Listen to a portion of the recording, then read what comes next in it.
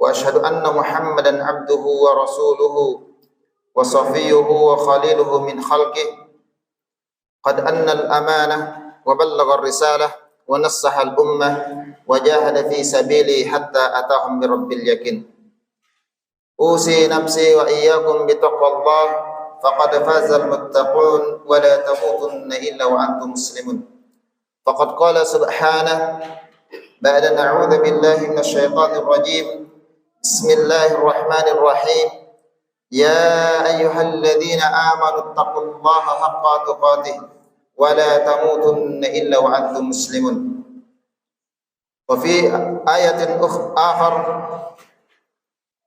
يا أيها الناس اتقوا ربكم الذي خلقكم والذين من قبلكم لعلكم تتقون وقال حبيبنا المصطفى نبي الله محمد صلى الله عليه وسلم من سره أن يستجيب الله له في الشدائد والكرب فليكثر الدعاء في الرخاء وفي حديث آخر تعرف إلى الله في الرخاء يعرفك في الشدة. Ma'asyiral muslimin, sedang salat Jumat yang dirahmati oleh Allah Subhanahu wa taala. Alhamdulillah, puji syukur kita kehadirat Allah Subhanahu wa taala yang senantiasa melimpahkan rahmatnya serta memberikan taufiknya kepada kita semua sehingga pada siang hari ini kita masih dalam keimanan kepada Allah Subhanahu wa taala dan dalam keadaan sehat wal afiat. Sehingga Allah Subhanahu wa taala memudahkan melangkahkan kedua kaki kita untuk datang ke masjid ini demi memenuhi panggilan Allah Subhanahu wa taala. Salawat serta salam mudah-mudahan tetap tercurah dan terlimpahkan kepada junjungan kita Nabiullah Muhammadin sallallahu alaihi wasallam beserta keluarganya, sahabat-sahabatnya dan orang-orang yang tetap istiqomah mengikuti sunnah-sunnah beliau sampai akhir zaman kelak. Ma'asyiral muslimin, sedang salat Jumat yang dirahmati oleh Allah Subhanahu wa taala. Di siang hari ini izinkan khatib menyampaikan beberapa firman Allah Subhanahu wa taala dan hadis Nabi sallallahu alaihi wasallam. Dalam satu hadis Nabi sallallahu alaihi wasallam pernah dijumpai oleh malaikat Jibril alaihi salatu wassalam. Kata Nabi Muhammad sallallahu alaihi wasallam, "Wahai Jibril, kenapa kamu menemui ke hari ini? Padahal ini belum saatnya kamu berjumpa denganku." Kata malaikat Jibril alaihi salatu wassalam, "Ya Rasulullah, saat ini Allah Subhanahu wa taala telah mengobarkan 7 lubang neraka sehingga seluruh malaikat yang ada semuanya ketakutan, semuanya takut. Tidak ada yang bisa memadamkan api itu kecuali kekasih Allah Subhanahu wa taala, yaitu engkau ya Rasulullah." Kata baginda Nabi sallallahu alaihi wasallam, "Wahai Jibril, maukah kau memberitahukan kepadaku tentang penghuni 7 lubang neraka itu?" Kata Jibril alaihi salatu wassalam, "Ya Rasulullah, lubang yang pertama adalah neraka yang paling dahsyat yang akan dihuni oleh orang-orang munafik. Lubang yang kedua akan dihuni oleh orang-orang yang menyembah berhala. Lubang yang ketiga akan dihuni oleh orang-orang yang menyembah matahari. Lubang yang keempat akan dihuni oleh orang-orang yang menyembah bintang. Lubang yang kelima akan dihuni oleh orang-orang Yahudi. Lubang yang keenam akan dihuni oleh orang-orang Nasrani." Seketika Jibril alaihi salatu wassalam terdiam sejenak. Kata baginda Nabi, "Wahai Jibril, mengapa kamu diam. Kenapa tidak melanjutkan yang ketujuh? Tapi Jibril alaihi salatu wassalam tetap diam. Kemudian Nabi sallallahu alaihi wasallam mendesak Jibril supaya Jibril mau menjawab tentang penghuni yang ketujuh. Kata Nabi, wahai Jibril, siapa penghuni yang ketujuh? Kemudian Jibril alaihi salatu wassalam menjawab pertanyaan Nabi, penghuni yang ketujuh adalah penghuni umatmu ya Rasulullah. Penghuni yang ketujuh atau lubang yang ketujuh akan dihuni oleh umatmu ya Rasulullah. Mereka menyekutukan Allah Subhanahu wa taala, kemudian mereka mati sebelum sempat bertobat kepada Allah Subhanahu wa taala. Baginda Nabi setelah mendengar umatmu ya Rasulullah, seketika baginda Nabi sallallahu alaihi wasallam jatuh pingsan. Maka Jibril alaihi salatu wassalam bergegas mengangkat Rasulullah sallallahu alaihi wasallam, kemudian didudukkan di pangkuannya. Setelah Rasulullah sallallahu alaihi wasallam sadar dari pingsannya, kemudian Rasulullah lagi mempertegas pertanyaannya, ya Rasulullah, ya Jibril, siapa penghuni yang ketujuh? Kata Jibril, umatmu ya Rasulullah. Seketika Rasulullah sallallahu alaihi wasallam lari dari pangkuan Jibril alaihi salatu wassalam, kemudian sujud ke hadapan Allah Subhanahu wa taala sambil mengatakan, ummati ya Rabb, ummati ya Rabb, ya Allah umatku ya Allah, ya Allah umatku selamatkan ya Allah, jangan kau siksa umatku ya Allah. Dalam satu hadis disebutkan, baginda Nabi sallallahu alaihi wasallam tidak pernah mengangkat kepalanya dari sujudnya kurang lebih 3 hari 3 malam, kecuali di saat Bilal bin Rabah mengumandangkan azan. Di hari yang ketiga, Abu Bakar As-Siddiq datang ke rumah Nabi sallallahu alaihi wasallam. Kemudian Abu Bakar mengetuk pintunya sambil mengucapkan assalamu alayka ya Rasulullah. Sebanyak 3 kali. Tidak ada jawaban dari dalam. Kemudian Abu Bakar meminta izin kepada Rasulullah, ya Rasulullah, adakah jalan yang bisa masuk ke dalam rumahmu? Juga tidak ada jawaban dari Rasulullah sallallahu alaihi wasallam, sehingga Abu Bakar menangis. Abu Bakar pulang atau pergi dari rumahnya Rasulullah sallallahu alaihi wasallam dengan penuh derayan air mata. Di tengah perjalanan dia bertemu dengan sahabat Umar bin Khattab radhiyallahu taala. Kata Umar, "Ya Abu Bakar, mengapa Anda menangis?" Kemudian diceritakan oleh Abu Bakar. Setelah diceritakan, Umar bin Khattab juga datang ke rumah Rasulullah sallallahu alaihi wasallam. Kemudian mengetuk pintunya, mengucapkan salam, juga sama tidak ada jawaban dari Rasulullah sallallahu alaihi wasallam. Sehingga Umar pun ikut menangis. Begitu Umar pulang, di tengah jalan bertemu dengan sahabat Salman Al-Farisi. Kata Salman, "Ya Amir, ya Umar, ada apa denganmu? Kenapa Anda menangis?" Kemudian Umar pun menceritakan kejadian yang telah dilaluinya. Kemudian sahabat Salman Al-Farisi tidak pergi ke rumahnya Rasulullah sallallahu alaihi wasallam, melainkan datang ke putrinya, yaitu Fatimah. Begitu sampai di rumah Fatimah, kemudian dia menyampaikan apa yang terjadi pada Abu Bakar dan Umar, sehingga Fatimah lari menuju rumah ayah yang tercinta, yaitu Rasulullah sallallahu alaihi wasallam. Setelah sampai di rumahnya Rasulullah sallallahu alaihi wasallam, kemudian terdengarlah suara Fatimah, sehingga Nabi sallallahu alaihi wasallam merasa lega dengan kedatangan putrinya. Masya Allah, apa yang terjadi? Ma'asyiral muslimin, sedang salat Jumat yang dirahmati oleh Allah Subhanahu wa taala.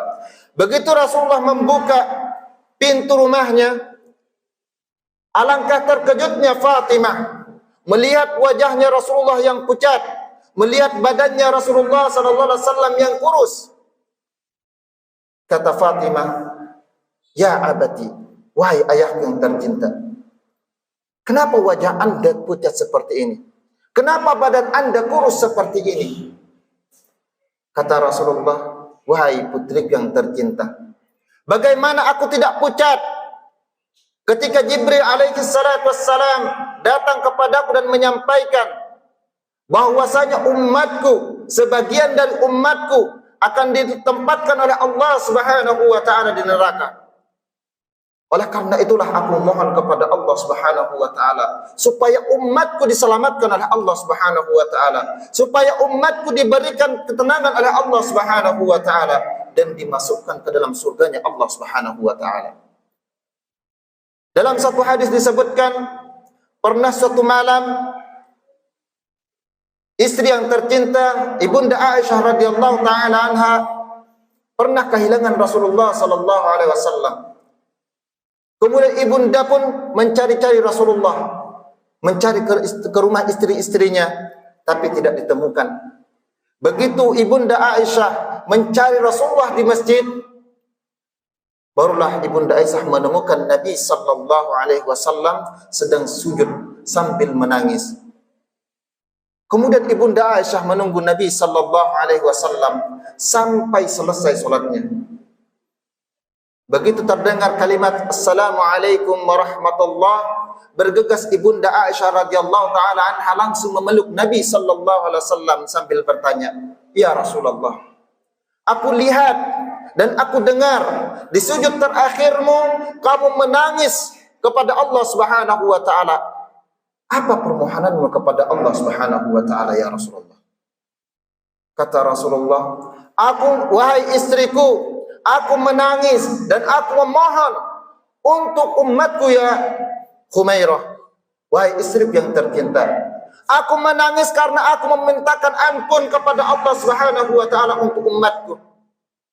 Aku menangis karena aku meminta kepada Allah Subhanahu wa taala supaya aku dapat memberikan syafaatku nanti yaumil akhir. Dan aku meminta kepada Allah Subhanahu wa taala supaya semua umatku dimasukkan oleh Allah Subhanahu wa taala ke dalam surganya Allah Subhanahu wa taala. Ma'asyiral muslimin, sedang salat Jumat yang dirahmati oleh Allah Subhanahu wa taala. Begitu besar cinta Rasulullah sallallahu alaihi wasallam kepada umatnya. Sampai-sampai Nabi sallallahu alaihi wasallam mengatakan, "Ana mushtaqin bi ikhwani." Aku sangat merindukan saudara-saudaraku. Kata para sahabat, "Bukankah kami ini saudaramu ya Rasulullah?" Kata Rasulullah, "Bal antum ashabi." Kalian itu bukan saudaraku tetapi sahabatku. Saudaraku itu yu'minuna bi wa lam yarani. Saudaraku itu mereka mau beriman kepadaku walaupun mereka belum pernah melihatku. Kata Nabi, "Ana mushtaqin." Aku sangat merindukan mereka. "Wa ana muntadirun fi haudi." Dan aku akan menunggu umatku di telagaku kelak. Bahkan dalam satu kisah disebutkan oleh Abu Hurairah radhiyallahu taala anhu, ketika manusia semuanya berkumpul di padang mahsyar, kemudian semua manusia digiring ke neraka, tiba-tiba Rasulullah sallallahu alaihi wasallam bingung melihat api yang begitu dahsyat. Semua umat ketakutan, semua umat datang menemui para nabi. Tiba-tiba Jibril alaihi salatu wassalam datang dengan membawa secangkir air. "Ya Rasulullah, lemparkan air ini." Kemudian Rasulullah sallallahu alaihi wasallam melaksanakan apa yang diperintahkan Jibril alaihi salatu wassalam. Begitu dilemparkan air itu, seketika yang tadinya neraka jahanam yang begitu dahsyat panasnya seketika padam. Kata Rasulullah, "Jibril, ini air apa ya wahai Jibril yang bisa memadamkan api yang begitu dahsyat panasnya?" Kata Jibril, "Wahai Rasulullah, air ini adalah air mata umatmu. Umatmu setiap malamnya menangis karena takut dengan azab Allah Subhanahu wa taala. Umatmu setiap malamnya menangis karena rindu ingin berjumpa dengan Allah dan kekasihnya, yaitu Rasulullah sallallahu alaihi wasallam. Sehingga Allah Subhanahu wa taala menampung air itu, lalu menjadikan air itu pemadam dari kobaran api yang begitu dahsyat panasnya. Ma'asyiral muslimin, sedang salat Jumat yang dirahmati oleh Allah Subhanahu wa taala. Setiap malamnya Nabi salat tahajud, memintakan ampun untuk umatnya. Bahkan kedua betisnya bengkak. Kata Ibunda Aisyah, "Ya Rasulullah, bukankah Anda ini orang yang maksum? Semua kesalahanmu diampuni oleh Allah Subhanahu wa taala dan juga engkau sudah dijamin masuk surga oleh Allah Subhanahu wa taala. Kenapa Anda masih melakukan salat?"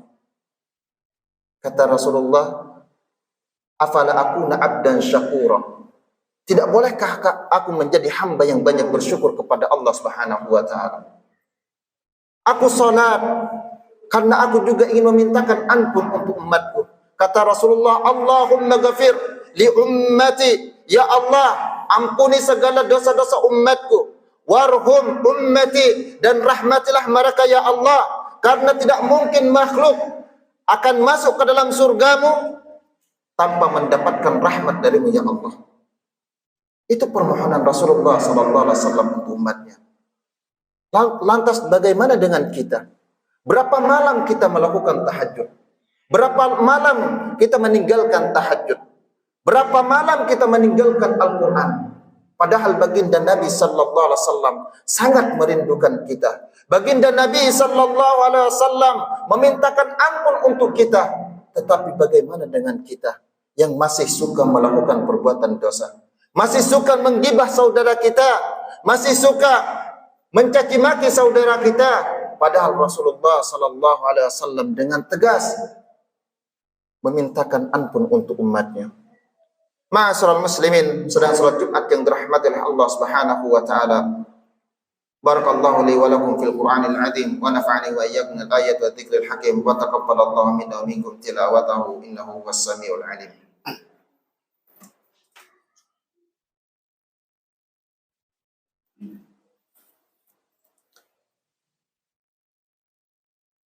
Alhamdulillah rabbil alamin, wassalatu wassalamu ala rasulillah wa ala alihi wa sahbihi wa man wala.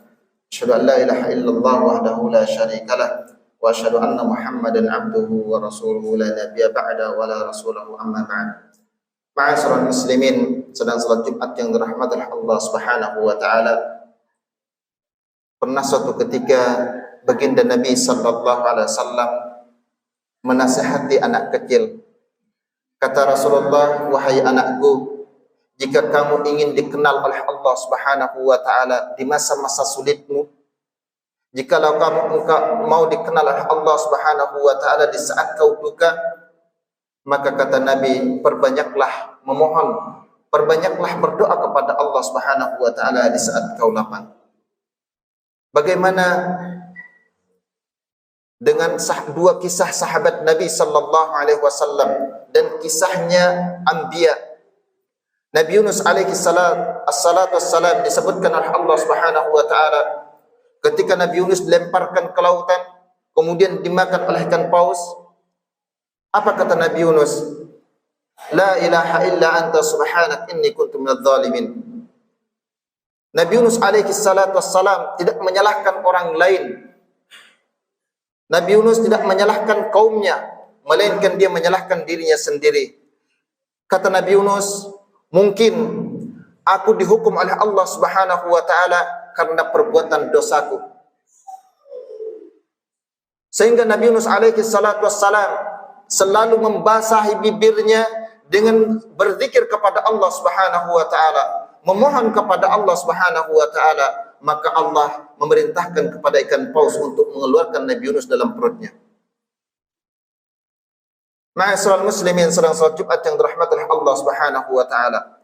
Fir'aun laknatullah alaih, ketika ditenggelamkan oleh Allah dalam lautan, barulah dia mengatakan, "Amantu," aku beriman ya Allah, "annahu la ilaha illa," bahwasanya tidak ada yang berhak diibadahi seperti yang diibadahi oleh Bani Israel, "wa ana minal muslimin," dan aku termasuk orang-orang muslim. Kata Allah, sekarang baru mengatakan iman kepadaku. di saat nyawanya sudah berada di tenggorokan, maka imannya ditolak oleh Allah Subhanahu wa taala. Ma'asyiral muslimin, sedang salat Jumat yang dirahmati oleh Allah Subhanahu wa taala. Kata baginda kita, kalau kita ingin dikenal oleh Allah di masa-masa sulit kita, di masa-masa sedih kita, maka perbanyaklah doa kepada Allah Subhanahu wa taala di saat kita lapang. Tu'arif ila Allah fil raha ya'rifka fis syiddah. Perkenalkan dirimu kepada Allah Subhanahu wa taala di saat kau lapang, maka Allah Subhanahu wa taala akan mengingatmu di saat kau susah. Ma'asyiral muslimin, sedang salat Jumat yang dirahmati oleh Allah Subhanahu wa taala, marilah kita berdoa kepada Allah Subhanahu wa taala, mudah-mudahan di sisa umur kita ini kita diberikan kesehatan oleh Allah Subhanahu wa taala dan keistiqomahan dalam menjalani sunnah-sunnah Rasulullah sallallahu alaihi wasallam.